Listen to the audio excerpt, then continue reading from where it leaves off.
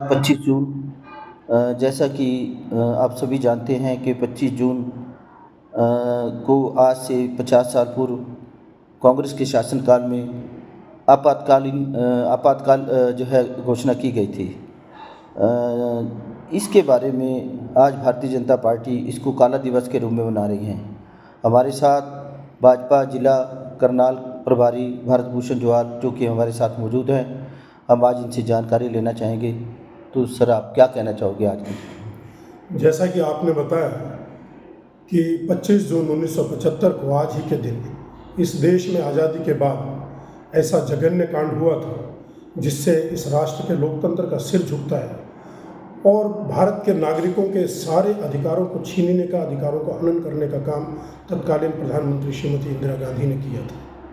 महज अपने अहंकार को सांत्वना देने के लिए, संतुष्ट करने के लिए उन्होंने प्रेस को लेके, चाहे जुडिशरी को ले, आम जनता को ले, संविधान को लेके सबको ताक में रखकर, सबको अपनी तिजोरी में बंद करके अपना हुक्मनामा जारी कर दिया था। संविधान में स्पष्ट रूप से लिखा हुआ था, प्रावधान था कि अगर किसी भी प्रकार से आपातकाल की स्थिति आती है तो पहले दोनों सदन उसको पारित करेंगे। प्रस्ताव जब पारित होगा तो वो महामहिम राष्ट्रपति के पास जाता था और उस पर जब महामहिम अपने हस्तक्षेप करते थे तो आपातकाल की घोषणा होती, लेकिन उस बार ऐसा नहीं हुआ। सिर्फ ये कहेगा कि आंतरिक अशांति की आशंका है और श्रीमती गांधी ने 25 तारीख जून 1975 के आधी रात को 12 बजे देश में आपातकाल की घोषणा कर दी थी। कोई मंत्रिमंडल की बैठक नहीं हुई थी, किसी सदन में कोई प्रस्ताव लाया ही नहीं गया, पारित होना तो दूर की बात थी।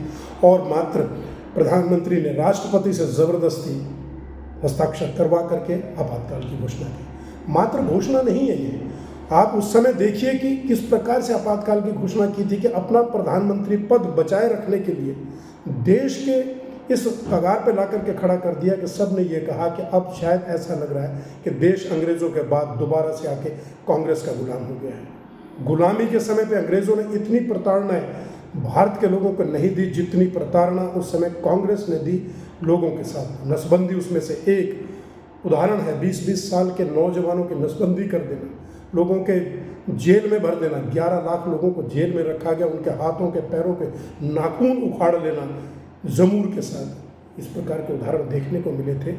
तो मैं तो कहूँगा कि लोकतंत्र के लिए शर्मनाक बात थी। और आज यह काला दिवस भारतीय जनता पार्टी इसीलिए मना रही है कि दोबारा से इस प्रकार की कोई घटना करने का साहस न कर सके।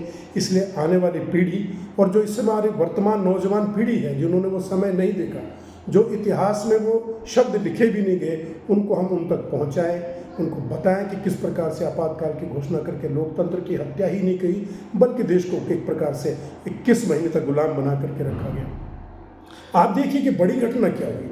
38वां संशोधन हुआ था संविधान में। वो मात्र इसलिए किया गया था कि इमरजेंसी की अगर लगती है देश में, उसकी समीक्षा माननीय उच्चतम न्यायालय कर सकता था, लेकिन समीक्षा न कर पाए। कहीं आपातकाल जो है कि घोषणा जो हुई है उसको रद्द न कर दिया माननीय उच्चतम न्यायालय। श्रीमती गांधी ने 38वां संशोधन करके माननीय उच्चतम न्यायालय से वो अधिकार छीन लिया। उसके तुरंत बाद 39वां संशोधन किया 2 महीने बाद ही। और उस संशोधन में क्या था कि माननीय उच्चतम न्यायालय को अधिकार था कि प्रधानमंत्री पद पर बैठे हुए व्यक्ति के अगर चुनाव के मामले में कोई सामने आती है, किसी भी प्रकार की मामला सामने आता है तो उसकी समीक्षा उच्चतम न्यायालय कर सकता था। ये भी अधिकार श्रीमती गांधी ने उस समय उच्चतम न्यायालय से ले लिया था। हमारा चौथा स्तंभ जो है इस लोकतंत्र का, प्रेस, उसको, पत्रकार को भी इस प्रकार की यातनाएं दी गई और उस पर इतना बड़ा प्रतिबंध लगा दिया गया था कि अगर अखबारों ने कोई खबर छापनी है तो वो पहले इंदिरा गांधी जी द्वारा बनाए गए सेंसर बोर्ड पे अपनी खबर को भेजेंगे। अगर वो उसको पारित करता है, अगर उसको स्वीकृत करता है तो अगले दिन अखबार में छपेगी। इतनी बड़ी घटना हुई कि सभी बड़े बड़े अखबारों के दफ्तरों में रात को लाइट काट दी गई, उनको अंधेरे में छोड़ दिया गया ताकि आपातकाल के बारे में जो खबर, स्वतंत्र खबर प्रेस देना चाहती थी वो ना दे सके। तो इस प्रकार की घटना हुई है।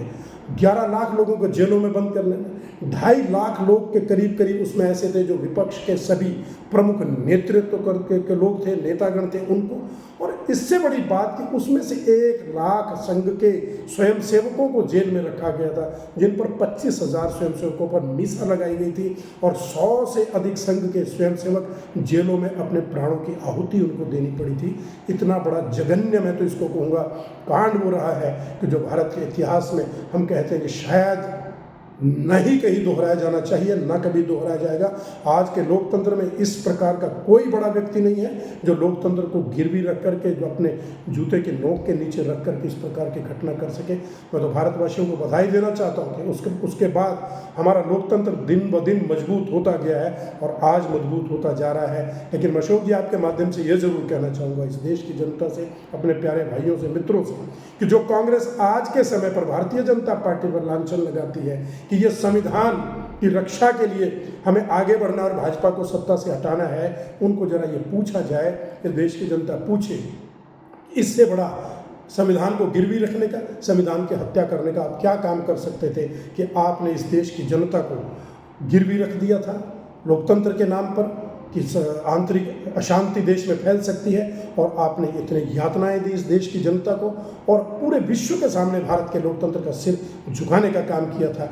आज देश में पूर्ण पार्टी, जो लोकतांत्रिक पार्टी है भारतीय जनता पार्टी, जिसमें आंतरिक लोकतंत्र भी है, और इस लोकतंत्र को मजबूत करने के लिए आप देखिए कि इस प्रकार के आज गठबंधन की सरकार भी अगर चल रही है, पहले भी हमने एनडीए की सरकार चलाई है 2 कार्यकाल, तीसरी बार आना है। लोकतंत्र का इससे बेहतरीन, इससे सुंदर नमूना कोई और हो नहीं सकता कि इतने दल मिलकर के एक भावना के साथ, राष्ट्रभाव की भावना के साथ इस देश के विकास में लगे हैं। तो मैं आपके माध्यम से निवेदन करना चाहूँगा देश की भावी पीढ़ी को और जो आज युवा पीढ़ी है कि जरा इतिहास को पढ़िए, कांग्रेस की मानसिकता को पढ़िए। ये वही कांग्रेस है, ये वही इंदिरा का शासन है जो आज भी इस देश पर राज करना चाहता है। वही इंदिरा जी की बेटा, वही इंदिरा जी की पोती, वही इंदिरा जी का पोता आज इस देश पर काबिज होना चाहते हैं, जिनकी मानसिकता ही देश को और देश के लोगों को गुलाम बनाए रखने की रही है। इस प्रकार से मैं निवेदन करना चाहूँगा कि भारतीय लोकतंत्र को अगर आगे बढ़ाना है, इस देश में लोकतंत्र बचाए रखना है, तो हम उन लोगों को भी सम्मानित करें, उनको भी नमन करें जिन्होंने उस समय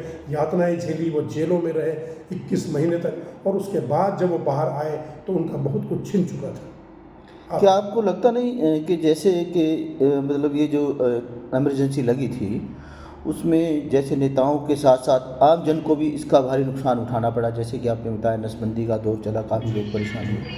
तो जैसे आज 25 जून को आज आप मतलब इसको अपने कार्यालय में मनाकर या सिर्फ पार्टी अपने लेवल पे मना रही है, तो क्यों ना इसको एक अभियान के तहत जन जन तक उसकी याद दी जाए, ताकि लोगों को पता लगे कि कांग्रेस ने अपने शासनकाल में किया। तो इसके लिए क्या इसको ज़्यादा और अच्छे तरीके से नहीं मनाया जाना चाहिए? देखिए, जो हम भारतीय जनता पार्टी के कार्यकर्ता इसको मना रहे हैं, आयोजन हम कर रहे हैं, लेकिन इसमें जो भागीदारी है वो आम जनता की है। हमारे पास यहाँ पर जो भी लोग आने वाले हैं, उसमें वो एक वर्ग वो है जिन्होंने आपातकाल के समय जेल में रह करके यातनाएं झेली हैं। कुछ लोग हमारे बीच वो भी आने वाले हैं, वो भी अपने संस्मरण सुनाने वाले हैं।